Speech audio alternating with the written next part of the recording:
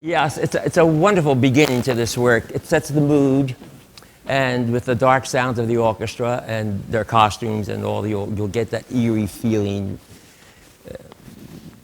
the plains below you and the moon up there, and yeah, it's a great beginning. The next thing that we have planned is the trio in the first act.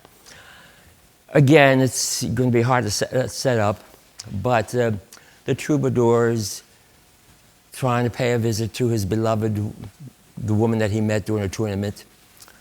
And she's disappointed because she's out there every night, at the top of this tower or wherever it is, looking for him because he comes every night and he sings her. He's a troubadour, a singing troubadour. She remembers him. She put the crown when he won the competition. She fell in love not knowing who he was. Realistically, he's head of the opposition party. You know, there actually was a war in Aragon, and there were these two factions that were fighting each other. Who was going to become the person who became the king, or in this case, I think might have been the Count of Aragon. He represents another different party, but nonetheless, he shows up this one night, and she's so happy.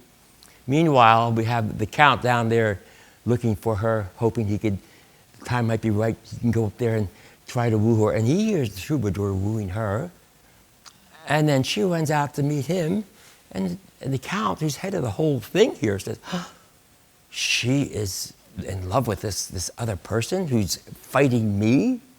How dare she do this? And who? Well, anyway, this is that trio when they all get together.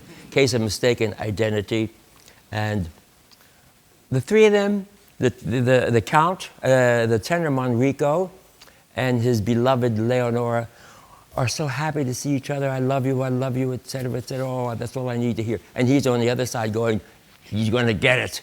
It's the same music. It's not like in the quartet of Rigoletto, where all four parts have different music that expresses what they're singing and put together. This is the same type of music for these emotions. So it's harder to do something that's awkwardly written this way. I shouldn't say that about Verdi because I adore the man. But anyway, why don't we stand up and introduce yourselves. We have the, as you hear the voices, where are we starting this from? Anima mia. No, okay. Madame? Good evening. My name is Claire de Monteil. I'm French soprano from Paris, second years, and I'm doing Leonora.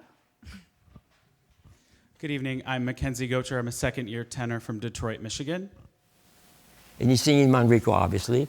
And here is this man's part. If truth be told, I think his part is I think they're all fabulous parts, but I like his part. He has no one. No one loves him. He has his mother, ostensibly his mother, who adores him, and he has this woman here. She loves him. He grew up protected.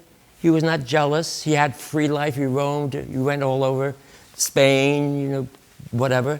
This poor guy was born, I count, nobility. He is a noble person, but he has the psychological hang-up about his brother, who he was. Maybe my mother loved him more than, so he has that hang-up. And he's always after something. He has nobody, but it's a fabulous part because of that.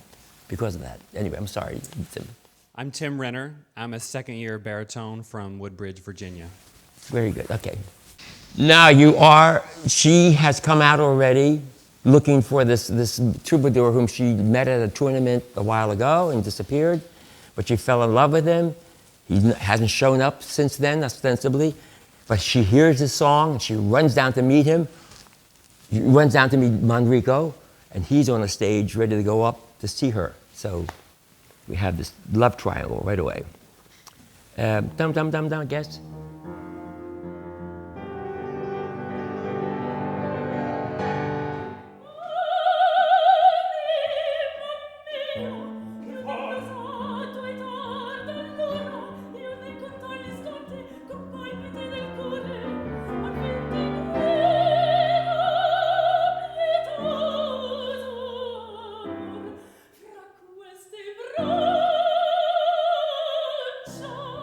Infine